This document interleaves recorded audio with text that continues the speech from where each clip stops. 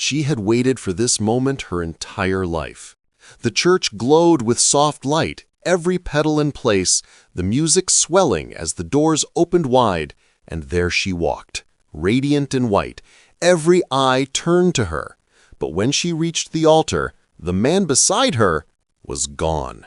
David wasn't there.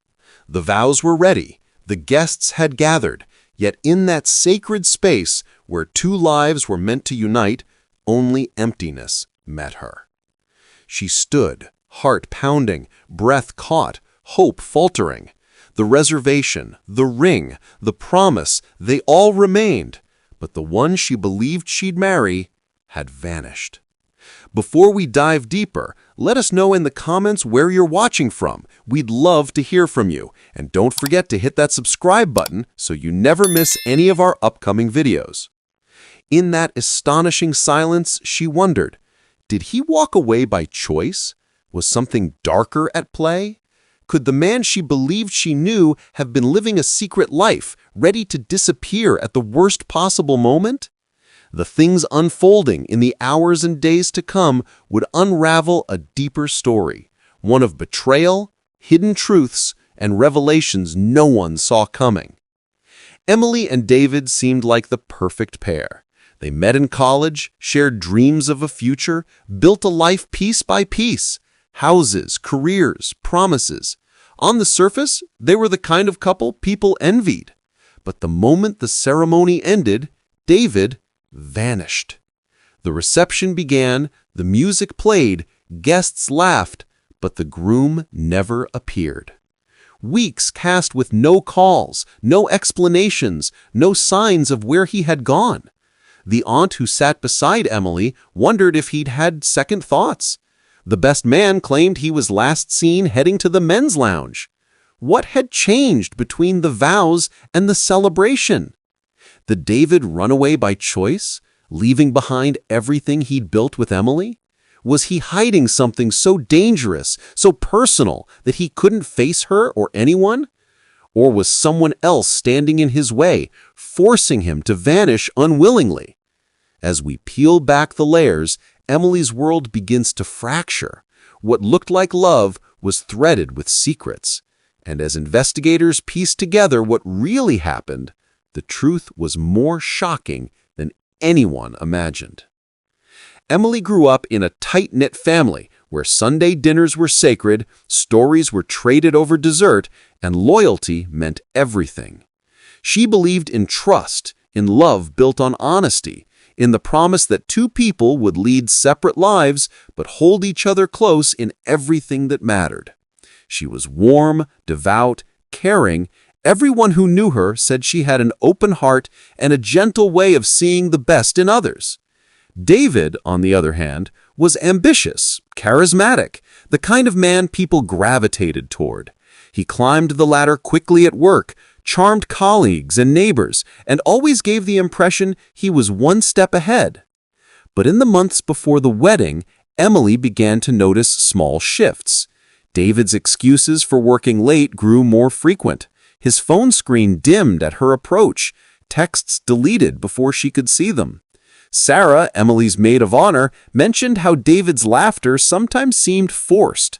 Mark, David's best man, defended him when Emily confronted him about unseen calls.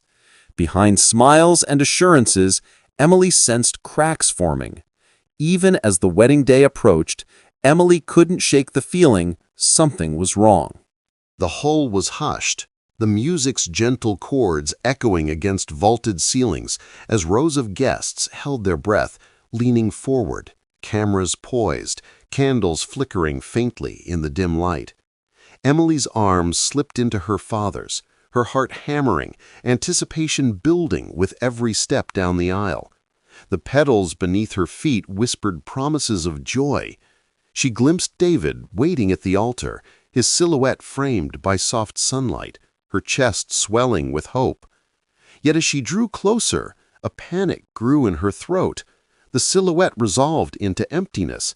The altar was bare. The guests' gasp shattered the stillness. Whispers rippled through the crowd like a sudden gust. Emily halted, stunned, her breath catching, the choir's last note hanging hauntingly in the air. Her dress quivered with tremors of shock. Then a bridesmaid's phone buzzed sharply.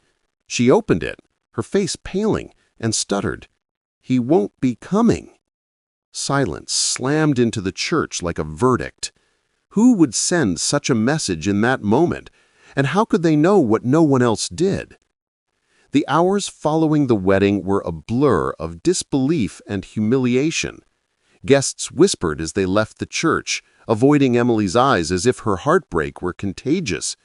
Cameras from local news outlets soon crowded the steps outside, eager to capture the face of the abandoned bride whose story would flood tabloids by nightfall.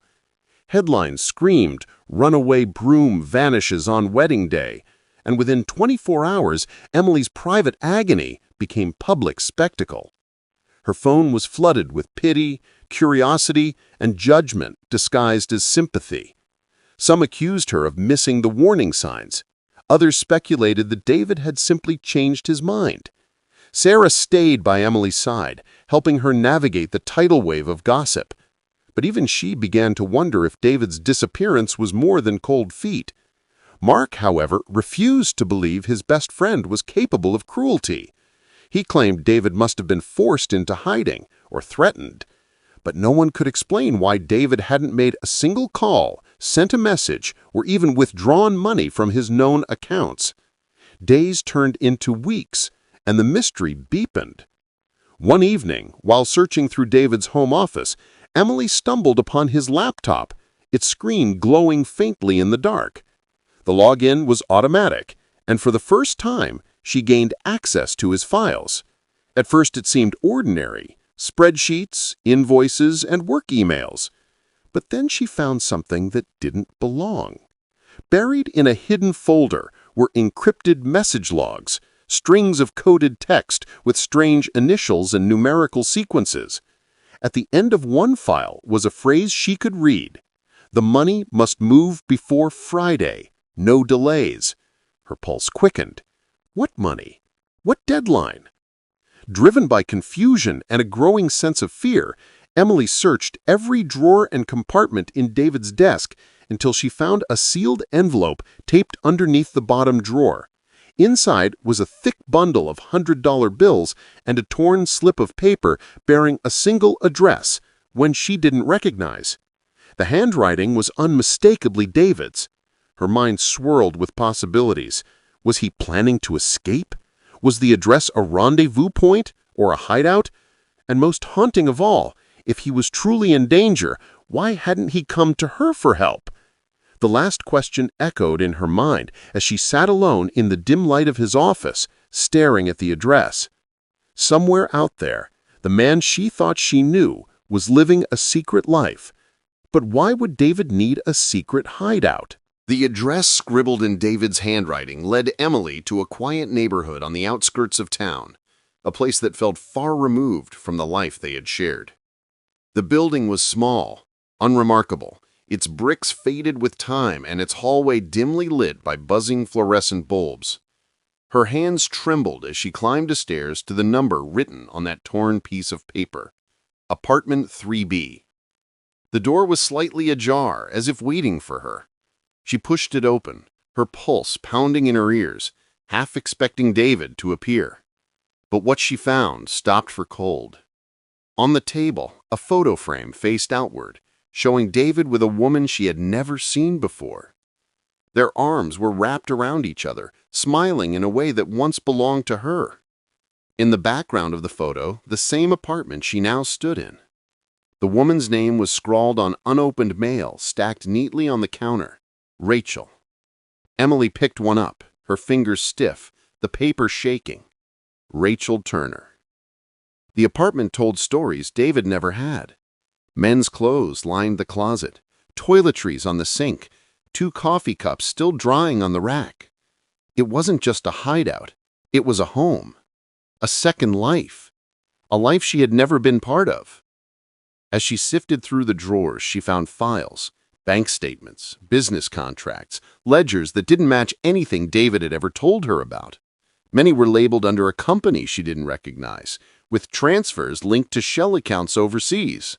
Numbers repeated themselves like a coded pattern, and all were signed in David's handwriting. Beneath the pile sat a brown envelope marked "Confidential." Inside were photos, images of David shaking hands with men Emily didn't know, some in suits, others with faces that seemed uneasy about being photographed. In one picture, Rachel stood beside them, her eyes steady, her hand on David's arm. It was clear. She wasn't just another woman. She was part of something else. When Emily confronted Rachel days later, the woman didn't flinch. She opened the door with a resigned look, as though she'd been expecting this visit. "You shouldn't have come here," Rachel said quietly. "You don't know what you've stepped into." Emily demanded answers, voice breaking, demanding to know why David had built this life behind her back.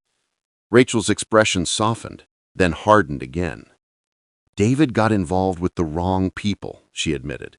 "He thought he could fix things before you ever found out, but it went too far. Money, investments, favors, people who don't forgive mistakes." Her tone carried a gravity that made Emily's skin crawl. Rachel explained how David had been caught in an embezzlement scheme within his firm, moving stolen money through fake accounts to conceal the tracks of his partners. He had been planning to disappear after the wedding, fearing that once the truth surfaced, he would take the fall alone. Within weeks, prosecutors got involved. David's firm came under investigation, and names started surfacing. Executives, accountants, even an outside investor connected to Rachel. The media turned the story into a national scandal. "Runaway Groom linked to financial crimes," the headline screamed. But the worst was yet to come. As investigators combed through bank statements and paper trails, one shocking detail emerged. Emily's name appeared repeatedly on financial documents tied to David's transactions. Her signature, her initials, her address. Her world spun as authorities questioned her, implying she might have known or even participated. She tried to explain she had no idea what David had been doing, but every page of evidence suggested otherwise. Was she being framed to protect him? Or had David deliberately used her identity as part of his plan? Sarah stood by her side, insisting Emily couldn't have known, but Mark grew strangely distant, torn between defending his best friend and acknowledging the growing pile of proof. Emily's nights became sleepless. Every knock on the door felt like another accusation. She replayed every moment with David, his evasions, his secret calls, his late nights, and the realization hit her with devastating force. He had never been the man she thought he was. He had built a lie so convincing that she had lived inside it. But one question kept echoing in her mind, louder with each passing day. If David had framed her, where was he now? And what was he running from that was worse than the truth itself? The days after Emily's discovery turned into a blur of confusion, anxiety, and sleepless nights. The story of the vanished groom who had been living a double life was everywhere, on television, on the internet, even whispered in grocery store aisles. Strangers recognized her face. Neighbors avoided eye contact, unsure of what to believe. Reporters camped outside her parents' home, waiting for a comment she would never give. Inside, Emily sat alone in her childhood bedroom, staring at the photos on her wall, the smiling engagement pictures that now felt like taunts. Her phone buzzed on the nightstand. Another anonymous message, this one colder than the rest. "Stop looking for him." Her stomach tightened. It wasn't the first.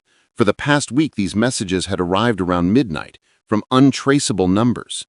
Some were just words, threats warning her to stay silent. Others were images, grainy shots of her car parked outside the house, proof that someone was watching. At first, she told herself it had to be a cruel prank. But one night, as she drove home from her attorney's office, she noticed the same dark SUV following her through every turn. When she sped up, it matched her pace. When she slowed, its headlights dimmed in the dark. Her breath grew shallow, her hands trembling on the wheel. She turned down a side street, heart hammering, but the SUV stopped at the corner waiting, its lights idling in the dark. She parked 2 blocks from home and walked the rest of the way, glancing over her shoulder with every step. By the time she reached her porch, the SUV was gone, but the fear stayed with her, heavy and suffocating. Inside, Sarah was waiting, her face pale. "You can't keep doing this," she whispered. "If someone's threatening you, you need to go to the police." But Emily shook her head. "And tell them what? That my missing fiancé was a criminal and now his enemies want me gone? They already think I'm part of this." Days later, Emily broke down completely. Her parents found her sitting at the kitchen table long after midnight, the glow of her laptop illuminating tear-streaked cheeks. She had opened one of David's encrypted files, hoping for closure. Instead, she found bank transfers in her name, accounts she'd never opened, payments she'd never approved. "He used me," she whispered, her voice shaking. "He made me part of this." Her mother tried to comfort her, but Emily's words came in waves of fury and despair. "I will not let David destroy me. He ruined my name, my peace, my life, but he doesn't get to win." For the first time, anger burned hotter than grief. Her father suggested they go to the authorities together the next morning, but Emily refused to wait. "If he's still out there," she said, "then I need to find him first." The following evening, Emily left the house quietly, telling no one where she was going. Her car was found parked near the edge of town the next morning, keys still in the ignition, her phone left on the passenger seat. When Sarah called and got no answer, panic set in. Hours turned into a full day. The local police opened a missing persons report. News stations that once reported her as the abandoned bride now carried a new headline: "Bride disappears while searching for runaway groom." Her parents begged for information on live television, their faces etched in fear. Sarah clutched Emily's photo during an interview, her voice trembling as she said, "Emily was scared, but she was brave. If she's out there, please let her come home." 48 hours passed with no trace of her. No credit card use, no phone activity, no sightings. Investigators searched abandoned motels and nearby trails, following dead leads. But in the middle of the second night, something changed. A neighbor's security camera captured a shadow outside the Thompsons' family home, a figure in a dark jacket, moving toward the porch, pausing by the mailbox, then vanishing into the night. The next morning, Emily's father found an envelope on their doorstep. No return address. Inside was a single note, written in handwriting that made his hand shake. She asked too many questions. The house fell silent. Sarah screamed when she saw it. Emily's mother fainted. The police sealed the envelope as evidence, but one question consumed everyone who loved her. Had Emily finally uncovered what happened to David, or had she become the next person to disappear because of it? 48 hours after Emily's disappearance, authorities finally traced her. She was found disoriented but alive, walking along a deserted service road 30 miles outside the city. Her clothes were torn, her hands trembling, and her first words to police were barely audible. "He's still alive." When news of her return broke, the country was glued to the screens again. Reporters flooded the scene, desperate to understand what she meant. But what Emily revealed in her statement would turn the entire investigation upside down. She claimed David never ran away. He had faked his disappearance, carefully, deliberately, down to the smallest detail. She told detectives that she had been lured to an abandoned storage facility on the edge of town after receiving a message from a number she didn't recognize. The text said only, "You deserve the truth." When she arrived, she found evidence of David's plan: rental receipts, fake IDs, and security footage showing him days after the wedding, alive and moving cash into unmarked containers. The revelation sent shockwaves through the media. Overnight, the runaway groom became the vanished conspirator. Reporters swarmed Rachel's apartment, demanding answers. At first, Rachel denied everything, but the pressure mounted, and when federal investigators confronted her with financial records tying her to a rival within David's firm, she finally broke. In a closed-door interview, Rachel confessed that David had been smuggling money for one of the company's competitors. It wasn't just about embezzlement, it was corporate espionage. David had used his position to funnel confidential data and millions of dollars out of the company under the guise of offshore investments. When the scheme began unraveling, he realized the only way to protect himself was to vanish. According to Rachel, David planned his disappearance months in advance, creating false trails to make it look like he'd been abducted or harmed. He said it was the only way to start over, Rachel admitted. He thought if everyone believed he was gone, he could escape clean. But Emily's name appearing on the financial records had complicated everything. Rachel claimed David forged Emily's signature to hide the transactions, believing no one would suspect the bride he left behind. Yet as the investigation gained momentum, something strange happened. A man resembling David was seen in multiple cities, each sighting verified by security footage. The FBI issued a warrant for his arrest, and for weeks the chase intensified. Then, in a stunning turn, David resurfaced on his own. He walked into a courthouse flanked by lawyers and cameras, his once polished appearance replaced by exhaustion and defiance. The world watched him escorted inside, avoiding the flash of cameras, his expression unreadable. But when he finally spoke, it wasn't to confess, it was to accuse. Standing before the judge, David claimed Emily had known everything. He said she had played the innocent while helping him move funds, that she had turned on him when the operation fell apart. She was in it from the start, he declared, his voice steady, eyes fixed on the cameras. The courtroom gasped. Outside, the world erupted.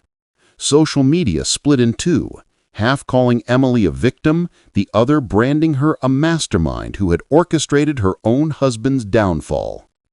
Every interview, every photo, every tear she had shed was dissected, questioned, doubted. Even Sarah, once her fiercest defender, began to crumble under the pressure, whispering to Mark late one night, "What if we were wrong about her?" Emily sat silent through the accusations, her face pale but her eyes unflinching. She knew David's lies had destroyed her once, but now he was trying to bury her completely. Yet in a quiet moment between hearings, prosecutors dropped a bombshell of their own. The same records that tied Emily's name to the fraudulent accounts also contained a pattern, an IP address, a trail of logins, all traced back not to her devices, but to David's hidden apartment under Rachel's name. The documents proved that while David was forging signatures and creating false paper trails, he had simultaneously been using Emily's digital identity to shield himself. As this new evidence came to light, the narrative began to shift again. The public didn't know what to believe. Some argued David was a manipulative sociopath trying to save himself by destroying the woman he betrayed. Others insisted Emily knew more than she claimed and was merely playing the victim to escape justice. The courtroom became a battlefield of perception, every gesture, every glance between them twisted by speculation. The tension was unbearable, each testimony cutting deeper into the truth they once shared.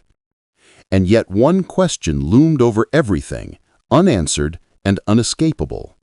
When the verdict finally came, who would the courts believe, the man who vanished to protect his crimes, or the woman whose life he shattered to cover them?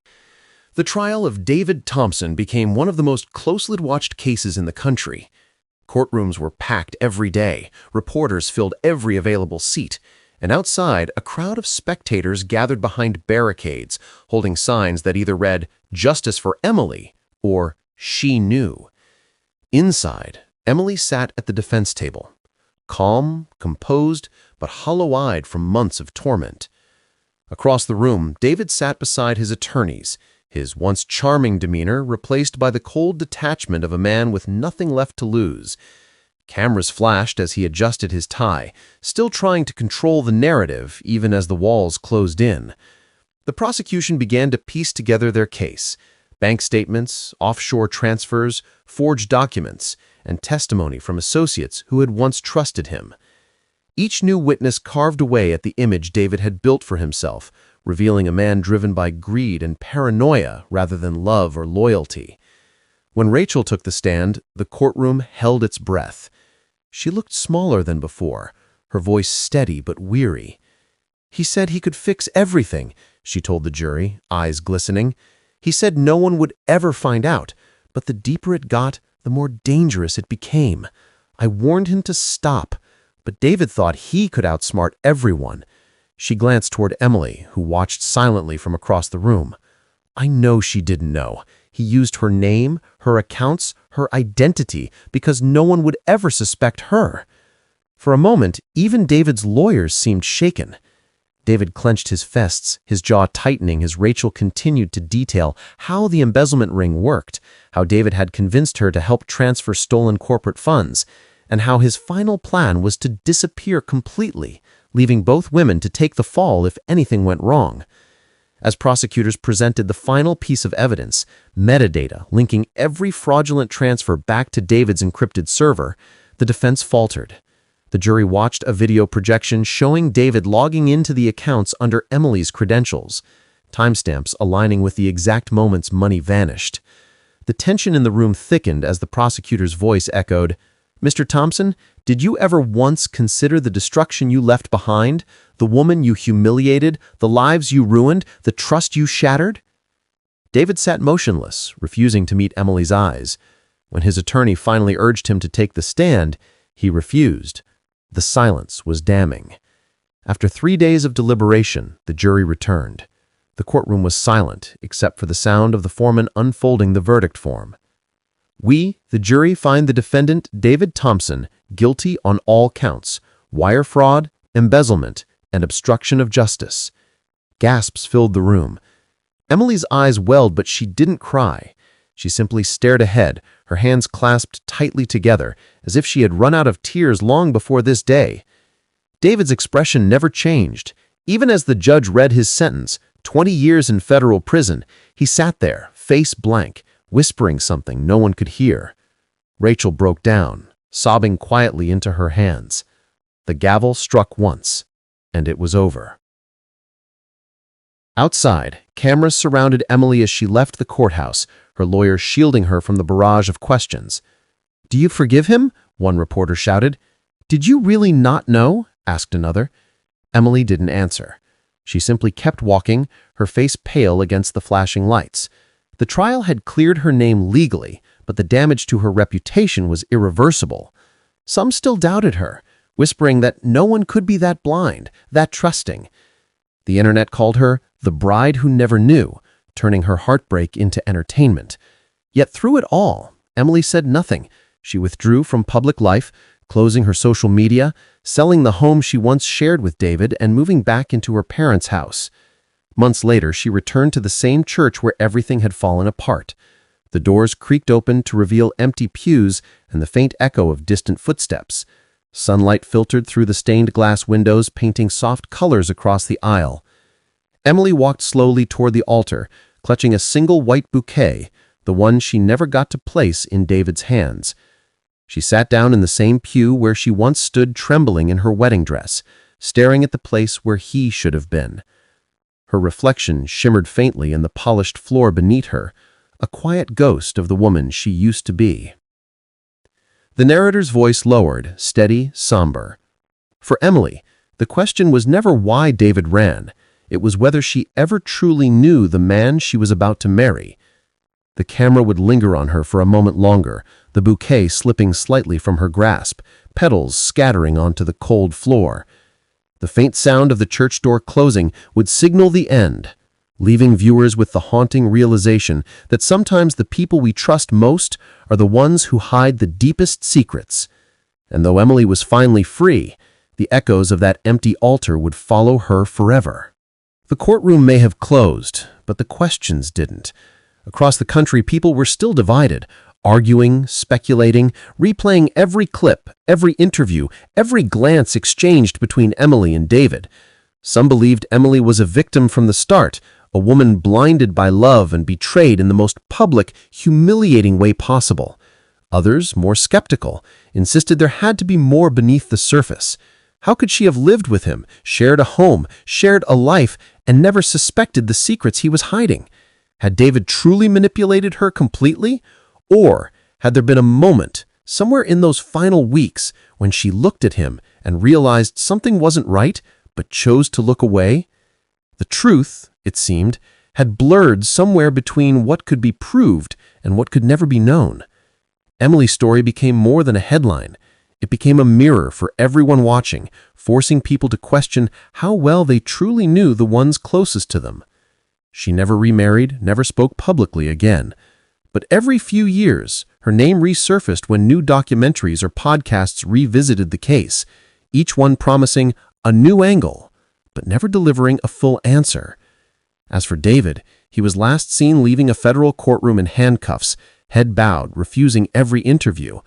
Even from behind bars, he kept his silence, letting the world argue about guilt and innocence, while he faded into history as the man who vanished from his own wedding and tried to destroy the woman waiting at the altar.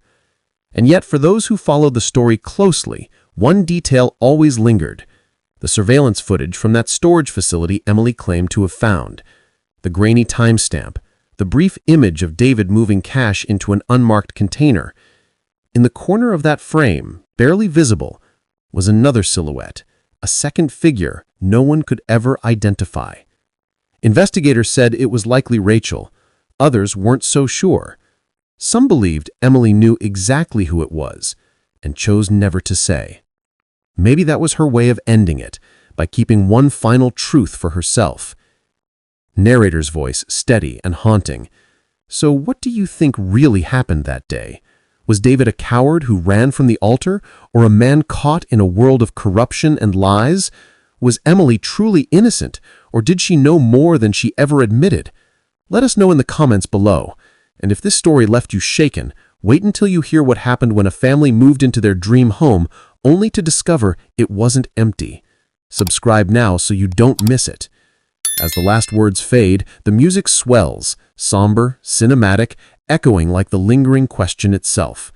The screen darkens, but the uncertainty remains, leaving viewers wondering whether love or deception stood at the heart of it all.